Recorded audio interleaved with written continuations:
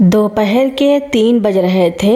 बड़े से सन्नाटेदार drawing room में 68 वर्ष की सुमित्रा जी अपनी व्हील चेयर पर शांत बैठी थी। उनके दोनों पैरों पर सफ़ेद पट्टी बंधी थी और हाथों में एक पुराना लकड़ी की लाठी थी। डॉक्टर के मुताबिक 6 महीने पहले हुए एक हादसे के बाद उनके पैरों का निचला हिस्सा पूरी तरह से सुन्न हो चुका था और वे चलने फिरने में असमर्थ थे। तभी रसोई से तेज कदमों की आहट हुई। सुमित्रा जी की बहू रीना हाथ में एक कटोरा लिए बाहर आई। कटोरे से अजीब सी खट्टी और सड़ी हुई बदबू आ रही थी। रीना ने 2 दिन पुरानी बासी और फफूंद लगी कढ़ी में ढेर सारा नमक और लाल मिर्च मिला दी थी। रीना के चेहरे पर एक घिनौनी और कुटिल मुस्कान थी। रीना मन ही मन बड़बड़ाई, उफ, कितनी गंदी बदबू है, लेकिन इस अपाहिज बुढ़िया के लिए यही सही है। वैसे भी जिसके पैर मर चुके हैं उसकी जीभ कौन सी जिंदा होगी, खाएगी और जल्दी बीमार पड़कर मरेगी, तभी तो इस घर से कलेश कटेगा। रीना ने जानबूझकर कांच की कटोरी को सुमित्रा जी के पास रखी, छोटी मेज पर जोर से पटक दिया। कांच के टकराने की तीखी आवाज़ से सुमित्रा जी सहम गईं। सुमित्रा जी ने सहमी हुई आवाज़ में पूछा, बहू क्या है, खाना लाई हो? रीना अपने चेहरे पर भयानक और चिढ़ाने वाले रूप बना रही थी। उसने अपनी उंगलियों से सुमित्रा जी के लाचार पैरों की तरफ इशारा करते हुए हवा में लात मारने का नाटक किया, लेकिन मुंह से बिल्कुल चाशनी जैसी मीठी आवाज़ निकाली, हाँ माँ जी, आपके लिए स्पेशल गर्मा गर्म कढ़ी बनाई है, अपने हाथों से खिलाऊं या खुद खाएंगी? रीना ने फिर एक घिनौना काम किया। उसने फर्श पर रेंगती हुई एक बड़ी सी कॉकरोच की टांग उठाई और उसे कढ़ी के बीच में डुबो दिया। सुमित्रा जी ने कांपते हाथों से चम्मच उठाया और जैसे ही पहला निवाला मुंह में डाला, तीखेपन और सड़न की वजह से उनकी आंखों में पानी आ गया। वे खांसने लगी। बहू, यह कढ़ी बहुत कड़वी है और अजीब लग रही है, इसमें कुछ गिरा है क्या? रीना ने मेज पर हाथ मारकर डांटते हुए कहा, नखरे मत करो माँ जी, दिन रात सेवा करो और ऊपर से आपकी नुक्ता चीनी सुनो। चुपचाप खाइए वरना हम तो भूखा रखूंगी।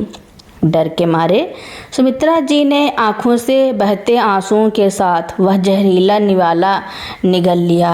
रीना यह देखकर अपनी हंसी दबा रही थी। तभी दरवाजे की घंटी बजी। रीना ने दरवाज़ा खोला। सामने उसका प्रेमी अमित खड़ा था। रीना उसे सीधा सुमित्रा जी के सामने वाले सोफे पर ले गई। अमित ने सिगरेट जलाई और धुएं का गुब्बार सुमित्रा जी के चेहरे की तरफ छोड़ते हुए कहा, रीना, तेरे पति के जाने के बाद यह बुढ़िया यहीं बैठी रहती है, इसे पता चल गया तो? रीना जोर से ठहाका मारकर हंसी। अरे अमित, यह अब इंसान नहीं, सोफे पर रखा एक बेजान तकिया है। इसके पैर सड़ चुके हैं, यह हिल भी नहीं सकती। हम इसके सामने कुछ भी करें, यह हमारा क्या बिगाड़ लेगी? रीना ने अमित को गले लगा लिया और दोनों सुमित्रा जी की लाचारी का मजाक उड़ाने लगे। रीना सुमित्रा जी के कमरे से उनके स्वर्गीय पति की दी हुई सोने की चैन निकाल लाई और अमित को दिखाते हुए बोली, देख, यह बुढ़िया इसे अपनी जान से ज़्यादा संभाल कर रखती थी, अब यह मेरी है। सुमित्रा जी का दिल खून के आंसू रो रहा था। उन्हें सब सुनाई दे रहा था, सब समझ आ रहा था, लेकिन वे बिल्कुल बेबस और लाचार बनी बैठी रहीं। अमित ने रीना का हाथ थाम कर कहा, रीना, अब और इंतजार नहीं होता। कब तक चल रही हो मेरे साथ? रीना ने कुटिलता से हंसते हुए कहा, बस 2 दिन और। वकील साहब ने वसीयत के कागजात तैयार कर लिए हैं। इस अंधी अपाहिज बुढ़िया के दस्तखत होते ही यह पूरा बंगला और बैंक बैलेंस हमारा हो जाएगा। फिर इस बुढ़िया को किसी अनाथ आश्रम के बाहर छोड़ आएंगे और तेरे साथ दूर निकल जाऊंगी। यह सुनकर सुमित्रा जी की मुट्ठियां कस गईं। उनके चेहरे पर डर की जगह एक खौफनाक शांति आ गई। 2 दिन बाद रीना का पति और सुमित्रा जी का बेटा राघव काम से घर लौटा। रीना ने वकील को पहले ही बुला रखा था। रीना ने राघव को झूठी बातों में फुसलाकर राजी कर लिया था कि माँ जी की देखभाल के लिए संपत्ति उसके नाम ट्रांसफ़र होना ज़रूरी है। रीना वसीयत का कागज़ और पेन लेकर सुमित्रा जी के पास आई। रीना मीठे स्वर में बोली, माँ जी, यह आपकी पेंशन के कागज़ हैं, बस यहाँ दस्तखत कर दीजिए। अमित खिड़की के पास खड़ा मुस्कुरा रहा था। रीना ने जैसे ही पेन सुमित्रा जी के हाथ में दिया, अचानक सुमित्रा जी ने रीना की कलाई को इतनी मजबूती से जकड़ लिया कि रीना के मुंह से चीख निकल गई। रीना झटपटाते हुए बोली, माँ जी, यह क्या कर रही हैं? छोड़िए मेरा हाथ। तभी जो हुआ उसने कमरे में मौजूद हर शख्स के होश उड़ा दिए। सुमित्रा जी, जो 6 महीने से व्हील चेयर पर बेजान पड़ी थी, वे धीरे धीरे अपने पैरों पर सीधी खड़ी हो गईं। उन्होंने अपनी लाठी को एक तरफ फेंक दिया। उनकी आंखों में लाचारी नहीं बल्कि एक भयंकर ज्वाला थी। पूरे कमरे में सन्नाटा छा गया। रीना का चेहरा डर से पीला पड़ गया। अमित के हाथ से सिगरेट छूटकर गिर गई और बेटा राघव आंखें फाड़े अपनी मां को देखने लगा। सुमित्रा जी की कड़क आवाज़ गूंजी, पेंशन के कागज़ हैं या मेरी बर्बादी का परवाना? रीना, राघव चिल्लाया। माँ, आप खड़ी कैसे हो सकती हैं? डॉक्टर ने तो कहा था कि आपके पैर हमेशा के लिए बेकार हो चुके हैं। सुमित्रा जी ने रीना की तरफ देखते हुए कहा, मेरे पैर तो 3 महीने पहले ही ठीक हो गए थे राघव, लेकिन मैं इस व्हील चेयर पर लाचार बनने का नाटक इसलिए कर रही थी क्योंकि मैं देखना चाहती थी कि मेरे बेटे के पीछे यह औरत इस घर में क्या खेल खेल रही है। सुमित्रा जी ने आगे बढ़कर रीना के गाल पर एक जोरदार थप्पड़ जड़ दिया। सुमित्रा जी गरज कर बोली, तुझे क्या लगा रीना, तू मुझे सड़ा हुआ खाना खिलाएगी और मुझे पता नहीं चलेगा? तू मेरे सामने अपने यार के साथ अय्याशी करेगी, मेरी सोने की चैन चुराएगी और यह बेजान तकिया चुप रहेगा? राघव सदमे में आ गया। माँ, यह आप क्या कह रही हैं? सुमित्रा जी ने अपनी अलमारी की तरफ इशारा करते हुए कहा, राघव, जरा उस अलमारी को खोल कर देख। 6 महीने पहले मेरा एक्सीडेंट हुआ नहीं था, बल्कि इस औरत ने सीढ़ियों पर तेल फैलाकर मुझे धक्का दिया था ताकि मैं अपाहिज जाऊं और यह संपत्ति हड़प सके। यह बात इसने अपने इस यार अमित को खुद बताई थी, जो मैंने अपने कानों से सुनी थी। राघव ने गुस्से से कांपते हुए अपनी पत्नी रीना की तरफ देखा। रीना के पास सफाई देने के लिए कोई शब्द नहीं थे। सुमित्रा जी ने तुरंत फ़ोन निकालकर पुलिस को मिलाया। इंस्पेक्टर साहब, घर में चोरी, धोखाधड़ी और जानलेवा हमले के मुजरिम तैयार हैं, तुरंत आ जाइए। अमित वहाँ से भागने लगा, लेकिन राघव ने उसे दबोच लिया और पीटते हुए जमीन पर गिरा दिया। सुमित्रा जी ने रीना की तरफ देखा और शांत लेकिन कठोर आवाज़ में बोली, तूने सोचा था कि मुझे अनाथ आश्रम भेजेंगी? अब तेरी पूरी जिंदगी जेल की सलाखों के पीछे सड़ेगी। यह घर मेरा था, मेरा है और रहेगा। पुलिस कुछ ही देर में आई और रीना तथा अमित को हथकड़ियों में बांध कर ले गई। रीना गिड़गिड़ाती रही, लेकिन सुमित्रा जी ने पीछे मुड़कर भी नहीं देखा। रीना और अमित को पुलिस की गाड़ी में ले जाते हुए देख राघव घुटनों के बल फर्श पर बैठ गया। उसका पूरा शरीर कांप रहा था। जिस औरत को उसने अपनी दुनिया माना, उसने उसकी माँ के साथ इतना घिनौना खेल खेला था, यह सोचकर ही उसकी आत्मा कांप उठी। वह रेंगता हुआ सुमित्रा जी के पैरों के पास आया और अपने आंसुओं से उनके पैर भिगोते हुए गिड़गिड़ाने लगा, माँ, मुझे माफ़ कर दो, मैं अंधा हो गया था। मैं अपनी आँखों के सामने अपनी पत्नी का रूप देखा, लेकिन उसके अंदर के शैतान को नहीं पहचान पाया। माँ, मैं आपका गुनहगार हूँ, मुझे सज़ा दो माँ। सुमित्रा जी ने कुछ पल अपने रोते हुए बेटे को देखा। उनकी आंखों में एक माँ की तड़प भी थी और एक आहत औरत का स्वाभिमान भी। उन्होंने राघव को कंधे से पकड़कर उठाया और शांत आवाज़ में बोली, सज़ा तो तुझे मिल चुकी है राघव। अपनी ही नज़रों में गिरने से बड़ी सज़ा इस दुनिया में कोई नहीं होती। तूने अपनी माँ पर भरोसा करने के बजाय उस नागिन पर आंख बंद करके विश्वास किया, जिसकी कीमत मुझे अपनी देह पर जख्म सहकर चुकानी पड़ी। राघव ने अपने आंसू पोंछे और गुस्से से लाल आंखों के साथ बोला, माँ, मैं आज ही रीना को तलाक के कागजात भेजूंगा और उस वकील को भी पुलिस के हवाले करूंगा जो इस घिनौनी साजिश में शामिल था। आपका यह घर, आपकी यह संपत्ति सब सुरक्षित रहेगी। मैं अब हर पल आपकी सेवा करूंगा। सुमित्रा जी ने धीरे से सिर हिलाया और खिड़की की तरफ देखने लगी। बाहर धूप खिल चुकी थी और सन्नाटेदार ड्राइंग रूम में अब डर या लाचारी की कोई गूंज नहीं थी। उन्होंने अपनी लाठी उठाई और मुस्कुराते हुए बोली, राघव, सेवा किसी मजबूरी या अपराध बोध में नहीं की जाती। सेवा प्यार से होती है। जो बीत गया उसे भूलकर अब एक नई शुरुआत करो।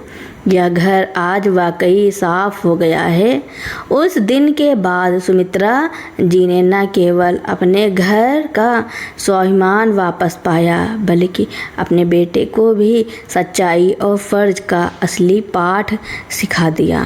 रीना और अमित को उनके किए की सज़ा मिली और वे कानून के शिकंजे से कभी बच नहीं पाए।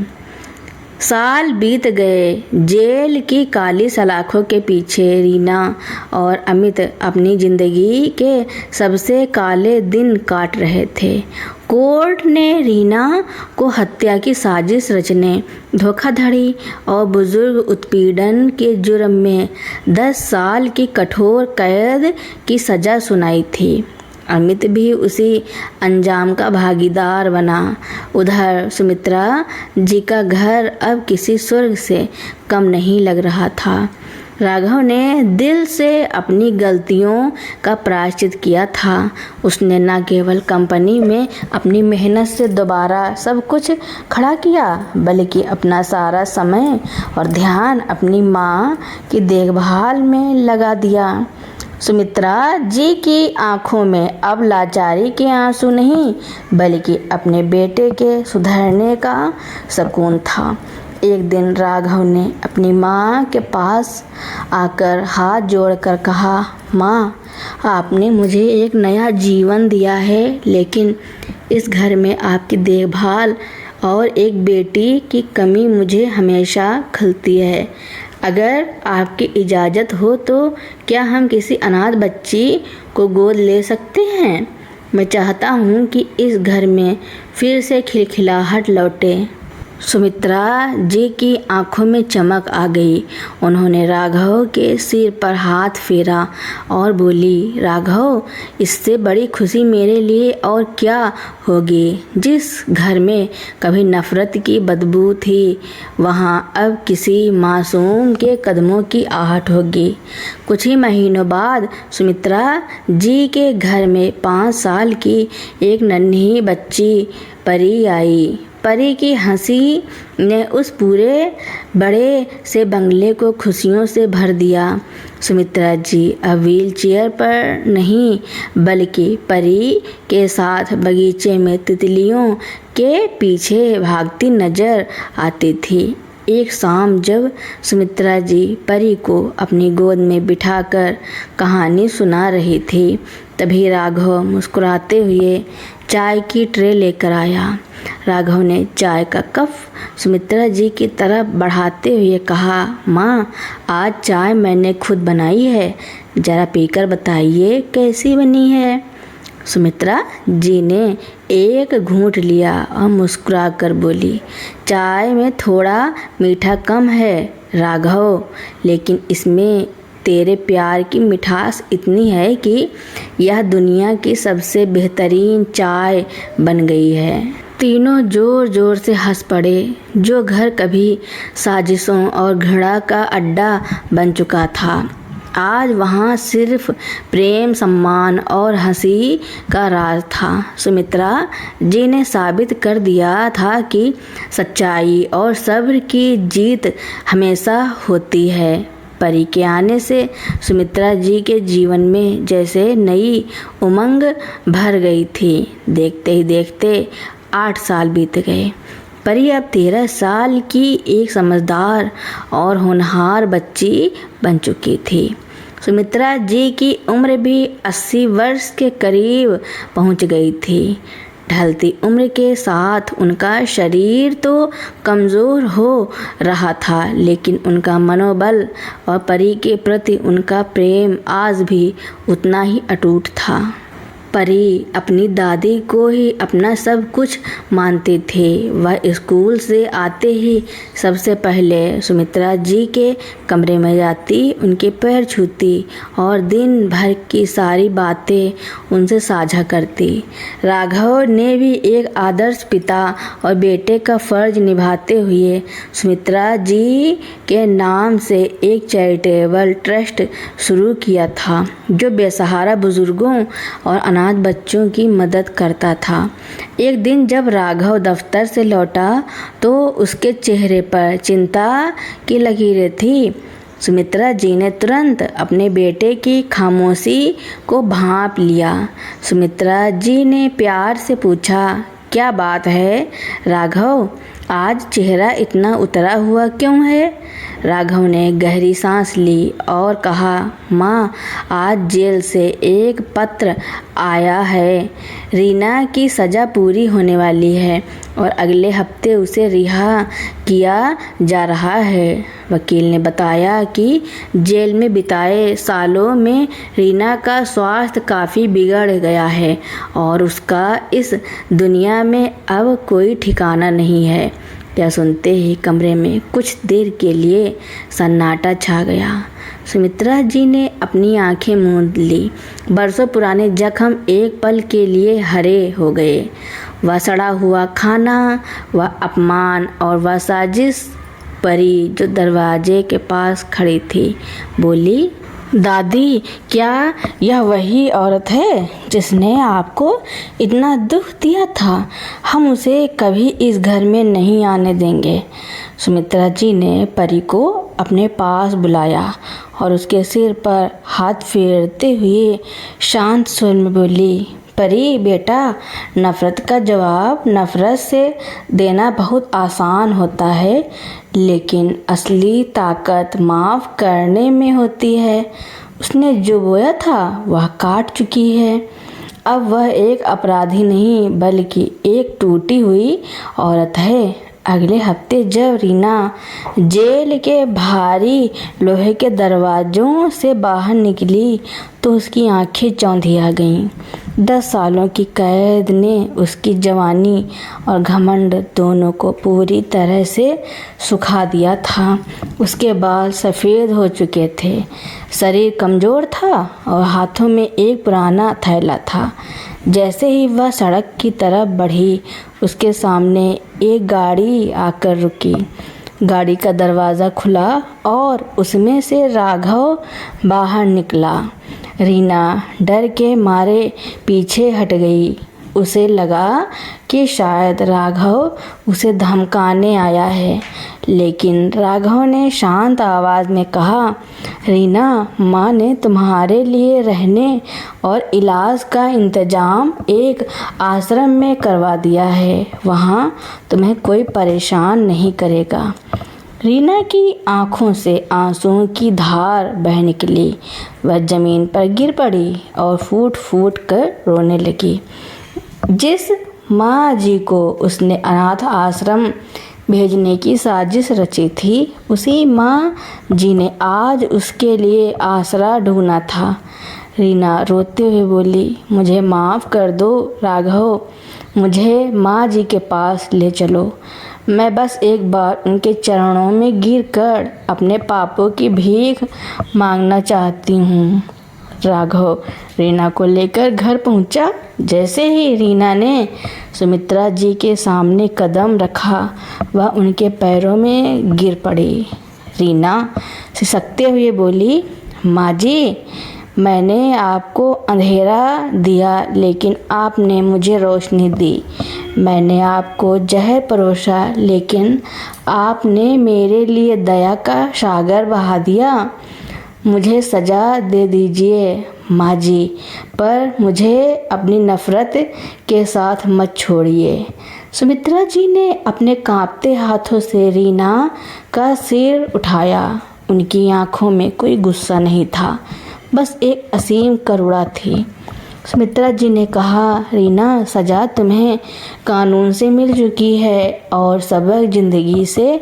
अब जो समय बचा है उसे पश्चाताप और ईश्वर की भक्ति में लगाओ। मैंने तुम्हें सालों पहले ही माफ़ कर दिया था।